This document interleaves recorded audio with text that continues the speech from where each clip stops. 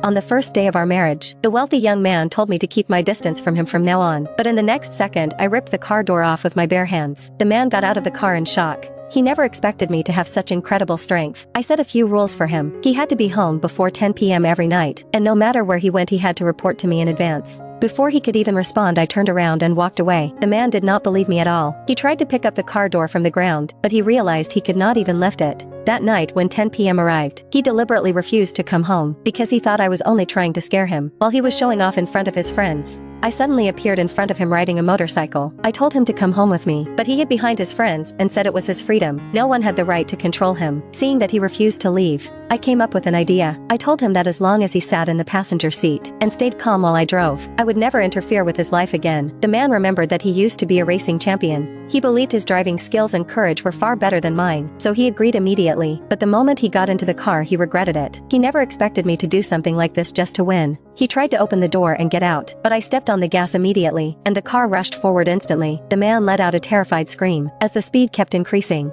he finally agreed to go home with me, and promised that he would listen to me from then on. Only then did I step on the brakes. After I drove the car back into the underground parking lot, the man told me he had prepared a surprise for me, and asked me to wait there. Then he walked into a room alone. Inside were bodyguards he had arranged in advance. He told them to pretend to make things difficult for me later, so he could show up in time to save me. He wanted to regain some dignity in front of me, but he never expected that my enemies would happen to show up as well. I was surrounded by a large group of people in an instant. Not long after, the man received a call from the bodyguards. They told him I was in danger. He immediately grabbed a stick and rushed over, taking an attack meant for me. I told him I could handle it myself and told him to leave quickly, but he said since we were already married, I was his family, and he would never allow anyone to bully his family. Hearing those words made me start seeing this man differently. Because there were too many enemies, he could only take me and escape from there first. We ran to the elevator hoping to take it downstairs and get away, but when the elevator doors opened, it was filled with my enemies. I immediately pushed the man behind me away, and walked into the elevator alone. By the time the man realized what happened, the elevator doors had already closed. He immediately rushed toward the stairs, and prayed that I would not get hurt. Soon the elevator reached the second floor.